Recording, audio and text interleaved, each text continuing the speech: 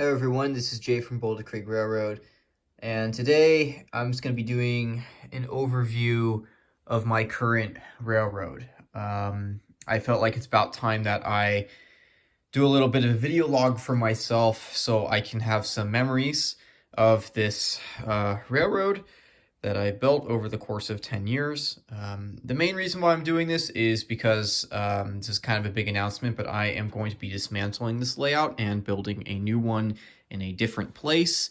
And so really, I just kind of want to go over this railroad and kind of, just give myself a couple of, little memories of just running trains and just kind of talking about the history of myself in the hobby.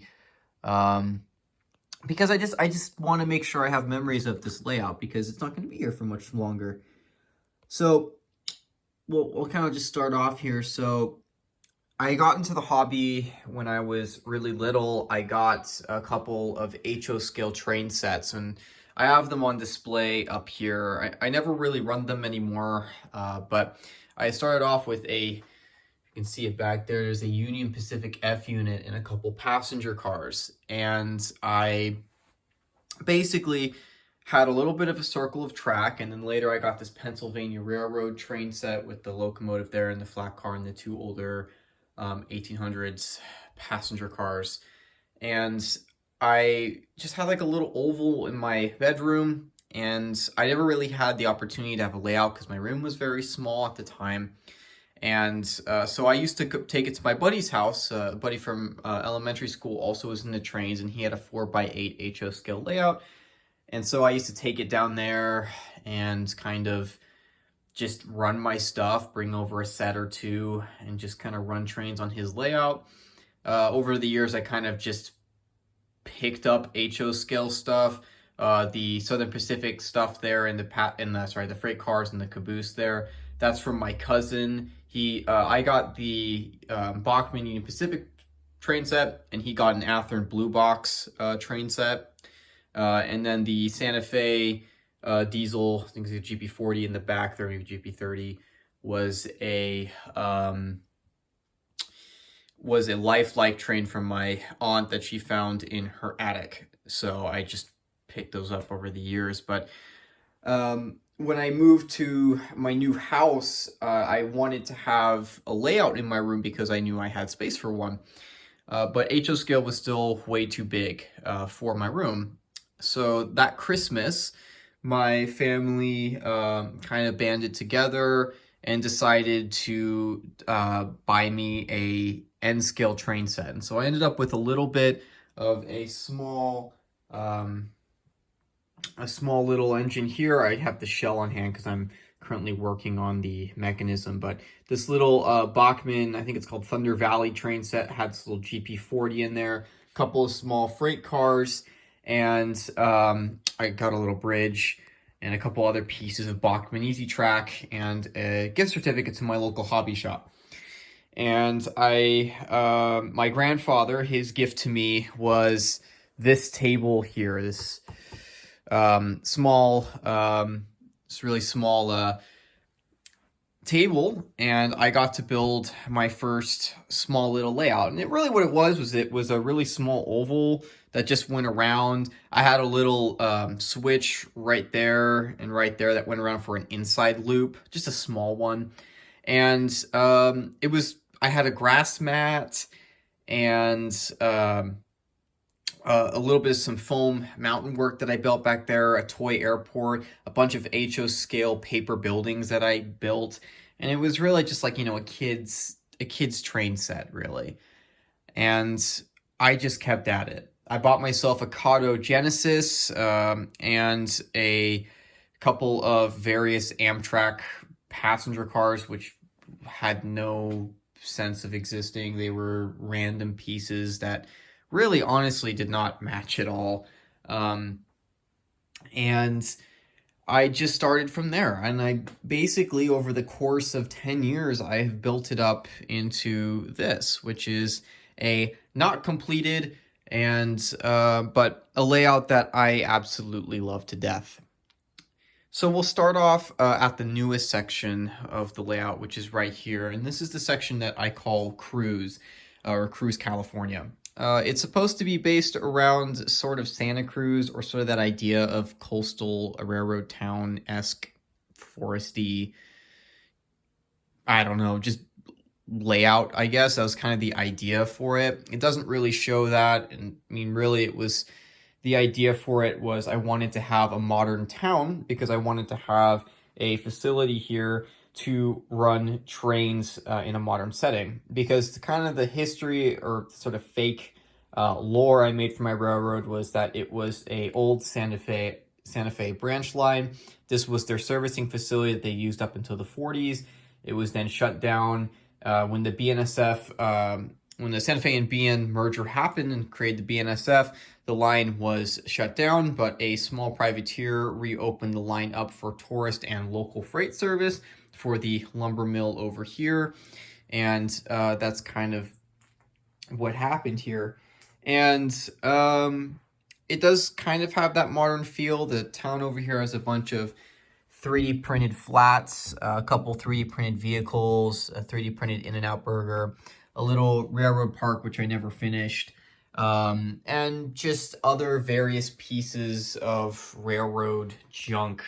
Excuse me, my finger got in the way there, but kind of littered around, a couple people having conversations. And that was kind of it. This was the newest section. I built this in late 2019, early 2020, I believe, is when I started this section. And I really wanted to do this as cheaply as I could. It was my first experience with FlexTrack, so everything here is FlexTrack, Code 80, Atlas FlexTrack. I made the mistake of wanting to save money, and so I purchased a bunch of these 1970s, 80s Atlas snap switches, which don't work at all. Even with my cookie cutter wheel sets, the trains just derail on them. They flow current fine, but they don't work at all, which made my yard completely useless, which is something I'm fixing on the new layout I'll be doing. And yeah, that was kind of the whole idea behind this. I always wanted to have an engine servicing facility. That was really the whole point of this, was really just this, having a roundhouse and a turntable to run trains. That was quite literally the only reason why I built this. It was always a dream of mine to have a facility to store my locomotives and have them sit on the turntable. So that was built. And this was built out of just, this was an expansion that was expanded onto this expansion. And this is where we'll start to have some problems here. So the original table that my grandfather built over here was not designed with expansion in mind. It was designed to be for a 10-year-old, 12-year-old kid with a tiny little train set. It was not designed to be turned to a full-fledged layout. So when I added on the second expansion, it wasn't even built to the correct size. So it's like not even flush really with the wall here, like, and even that was not even flush with the wall, but they don't line up right. And secondly, I made the legs on this one slightly too long. And so this thing is technically at a grade, it's about a 2% grade up. So from there, it goes 2% up, which completely ruins operations. And of course, I built this one roughly 4 years after, maybe 5 years after I got the original table from my grandpa. And so that was, I didn't really care all that much then. Now that I've, been invested in this hobby for such a long time, it's just a pain to deal with. But when I built this section, I originally designed it with the intention of it modeling the Yosemite Valley Sugar Pine Lumber Company, which was there's now a small tourist railroad that takes up a portion of the tracks, but it was part of the Yosemite Valley Railroad. And so I got the little Walther's lumber mill, but around the time I was also building this, I had the opportunity to go up to Alaska and ride the White Pass and Yukon Route Railroad. And so this kind of shifted into trying to be a mix of Northern California logging and the Alaska, which did not work at all. But there's a couple pieces that kind of show off that. The backdrop is of Alaska's mountains, somewhat near the Yukon region. And the Fraser Depot here is a replica of the White Pass and Yukon Fraser Depot, which sits right off of the border of the United States and Canada up in the Yukon. Actually, I didn't do a terrible job with the structure. It's somewhat accurate, but it's just not, you know, it doesn't really fit in with everything else that's here. But this was kind of my first time making realistic scenery, and this was where I started making these realistic pine trees. It's still my most popular video on YouTube. And I mean, I can see why. I get a lot of comments about this shot here. I do a lot of videos from this shot just because it looks so real. Honestly, the fact that the forest region here, when you get down into here, looks so real, even though it's only like 2 inches wide of trees, but the ability that I had to create that realistic scenery in such a tiny space was good. The logging region was okay. I never ended up finishing the logging crane. This is one of the first scratch building projects I ever did. I made a little steam donkey, not to scale at all, but it looks surprisingly good. I also built a second one over here, although I never finished it. And so I just kind of had this. And so when I built the third expansion off of this one also, the benchwork was all messed up because this benchwork for this module was all messed up. And so I had a lot of problems dealing with that. But we'll move over to the first module here. I mean, this is kind of the one that I have the most attachment to, and it pains me that I have to dismantle it and get rid of it, but really I have no more use for it. It served its purpose. It wasn't designed for what has happened to it over the course of 10 years. Currently, it is a replica of Santa Susana, California, which is my hometown. I call this section the Windy Valley, California, which is a play on my hometown, which is Simi Valley, California, which is Native American for Windy Valley. So I just named this section Windy Valley. And this was sort of a test I did a couple years back of, can I model my hometown scenery? And the reason why is I was already starting to think about, okay, maybe I should transform, at the time I was thinking maybe I should transform my entire layout into modeling the Southern Pacific Coastline Railroad, or the Southern Pacific Coastline between Los Angeles and Santa Barbara. And that was sort of what the scenery was based on. So Orange Grove was kind of the big thing here. My entire town up until roughly the 50s was entirely orange groves. So that was the big thing I needed to add in. The windmill structure I have over here, the water tower, was scratch built. And there was an article in Model Railroader about these little orange towers. Now, I don't believe any of these actually existed in Simi Valley, but one does exist in Moore Park, or Thousand Oaks area at Cal Lutheran University, which is like, I don't know, less than like 10 miles from my house. So it doesn't really, I just take a little bit of modeler's license and say, oh, yeah, they just moved it over like 10 miles. So it's not really that inaccurate. But I scratch built this orange facility back a long time ago out of cardstock. Doesn't look too bad. A couple of other smaller buildings here, woodland scenic structures, and of course I wanted to model my my hometown depot from the Southern Pacific built number 22 style depot. This one's actually the second version of the structure that I originally designed. I actually already updated the N scale files for it. This one just has the correct, there's a little difficult to see there, but this one actually has roof tiles, and then I added the correct tile pattern for the top of the structure there, which I did not add in originally. So that, and also just kind of designed it better for printing so it doesn't warp while printing and is a little more structurally stable. So yeah, I mean, this just used to be a bunch of paper buildings and a grass mat. I mean, you can still see that original grass mat is still underneath all of this. I never finished this section, but I never really needed to. I never really needed to, because it was never intended to be permanent. This was intended to be a test.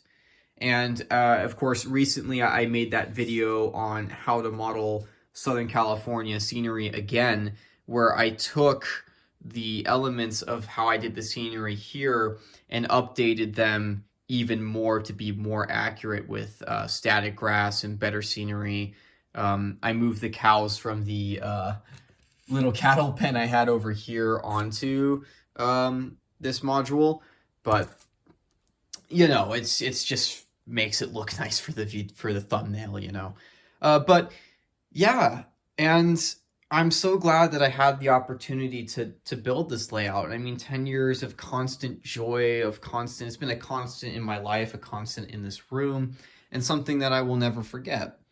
And I mean, yeah, it's sad I'll be dismantling it within the next month or so, but I mean, this was really what this was a learning experience. This was something that allowed me to be creative and allow me to understand the processes of building a layout, to learning how to do realistic scenery on a scale, and how to do track work, how to do electrical work, how to do DCC, how to do operations, design a layout that is structurally stable, and honestly, the do's and don'ts and everything that is important in this hobby.